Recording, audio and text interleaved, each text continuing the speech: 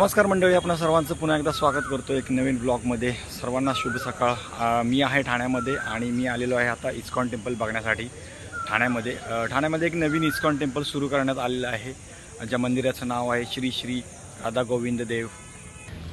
तर मंडळी, आपणा सर्वांना माहितीच असेल, इंटरनॅशनल सोसायटी कृष्णा कम्युनिकेशन म्हणजेच इस्कॉन ही एक धार्मिक संघटना आहे आणि त्याचबरोबर जगभरामध्ये जवळजवळ इस्कॉन टेम्पल असे 900 इस्कॉन टेम्पल उभारण्यात आलेले आहेत पूर्ण। त्याचबरोबर मंडळी, आपल्या इथे ठाण्यामध्ये महाराष्ट्रातील सर्वात मोठं इस्कॉन टेम्पल उभारण्यात आलेलं आहे, जे आहे ठाण्यामध्ये ढोकाळी या एरियामध्ये हे स्थापित करण्यात आलेलं आहे। जवळजवळ 32 एकरमध्ये हे मंदिर उभारण्यात आलेलं आहे आणि या मंदिराची प्रतिमा खूपच छान अशी बनवण्यात आलेली आहे। तर मंडळी, आपण आतमध्ये आलेलो आहे श्री श्री राधा गोविंद देवा मंदिर इस्कॉन टेम्पलमध्ये। तर मंडळी, आपण मंदिरामध्ये प्रवेश केल्यानंतर आपल्याला इथे एक शू रॅक आहे, जिथे आपण चपला वगैरे बूट वगैरे काढून ठेवू शकतो आणि मंदिरामध्ये स्वच्छता एकदम सुंदर आहे, टापटीप एकदम। मंडळी, मंदिरामध्ये प्रवेश केल्यानंतर आपल्याला हा सर्वप्रथम 90 फुटाचा कळस बघायला मिळतो इथे। त्याचबरोबर मंडळी, तुम्हाला इथे प्राण्यांचे देखील स्टॅच्यू बनवण्यात आलेले आहेत, ते बघायला मिळतील।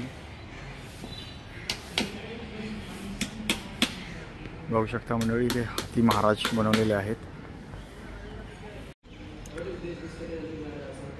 मंदिरामध्ये प्रवेश केल्यानंतर तुम्हाला असे वेगवेगळ्या प्रकारचे इकडे ट्रीज दिसतील आणि अशी मंदिरं छोटी छोटी बनवलेली पण आहेत इथे।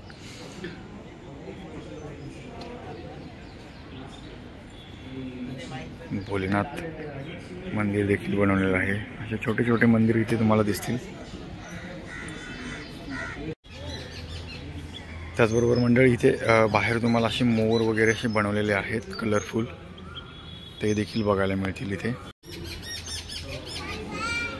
आणि या बाजूला देखील आपल्याला सफेद कलरचा देखील मोर बघायला मिळेल। त्याचबरोबर मंडळी, आपण मंदिराच्या बाहेरच्या बाजूला तुम्हाला श्रीकृष्णाची मूर्ती देखील दिसेल, जी पालखीमध्ये बसलेली आहे। पालखीमध्ये श्रीकृष्ण उभे आहेत। हाती घोडा पालखी जय कन्हैया लाल की। तर मित्रांनो, या झाडावरती आहे ना खूप सारे पक्षी बसलेत आणि त्यांचा किलबिलाट ऐकायला येतोय।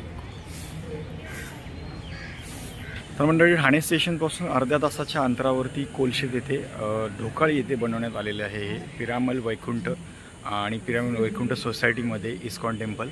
तर तुम्हाला ठाणे स्टेशनपासून अर्ध्या तासावरती आहे। रिक्षाने तुम्ही येऊ शकता। रिक्षाने आला तर तुम्हाला काहीतरी 80 रुपयाच्या आसपास तुम्ही येऊ शकता आणि बसने वगैरे आला तर तुम्हाला 15 ते 20 रुपयामध्ये बसने तुम्ही येऊ शकता इथे। मंदिरामध्ये प्रवेश करूया आणि मंदिरात आपण देवाचं दर्शन घेऊया।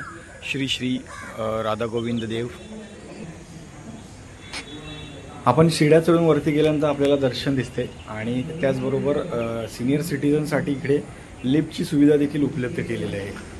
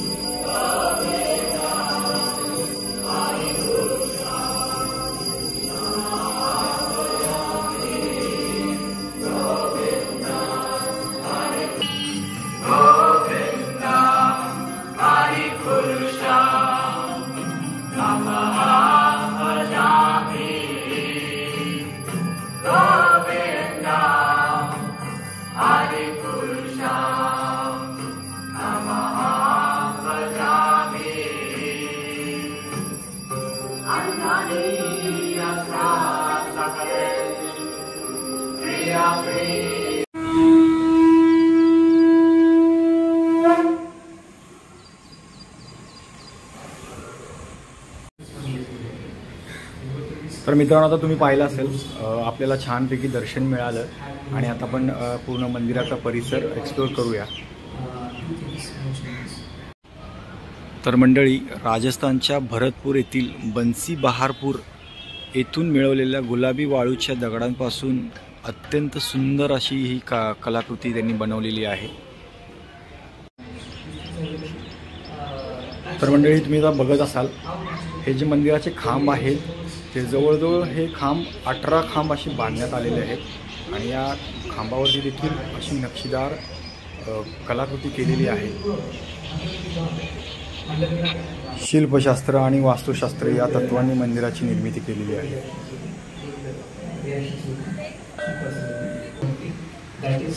इथे गुरुवर्य बसलेले आहेत जे भाविकांना काही ज्ञान देत आहेत आणि इथे एसी भक्ती वेदांत स्वामी प्रभुपाद यांची प्रतिमा आहे.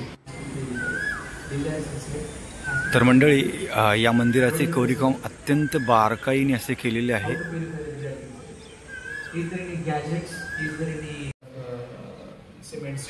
हे मंदिर गुजरात आणि राजस्थानच्या भव्य मंदिरांपासून प्रेरणा घेऊन हे मंदिर बनवण्यात आलेलं आहे. खरंच खूप छान असं मंदिर बनवलेलं आहे. नक्की मंडळी, तुम्ही एकदा व्हिजिट करा या मंदिराला. खरंच खूप छान आहे. इथे बघा, आपल्या सर्वांसाठी ना मंदिराचं वेळापत्रक लावलेलं आहे. तुम्हाला आता दाखवत होते. हे वेळापत्रक बघा आणि मग तुम्ही मंदिरामध्ये दर्शन करता या. त्याचबरोबर या नक्षीकामामध्ये रामायण तसेच कृष्णलीला या गोष्टी नक्षीकामातून आढळून येतील तुम्हाला.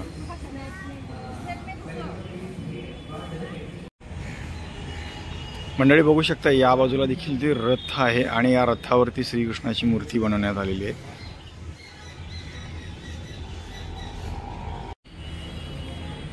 या बाजूला डेंजर झोनचा एरिया आहे, म्हणजे लाईट वगैरे आहेत आणि ते इथे यामध्ये बनवलेले आहेत. तिकडे आतमध्ये जायला आपल्याला अलाउड नाही आहे.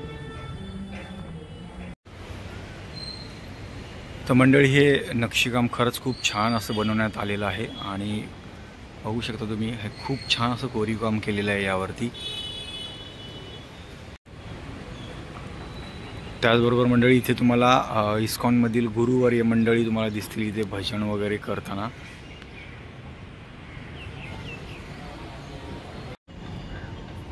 त्याचबरोबर मंडळी, तुम्हाला इथे छान असं गार्डन बघायला मिळेल.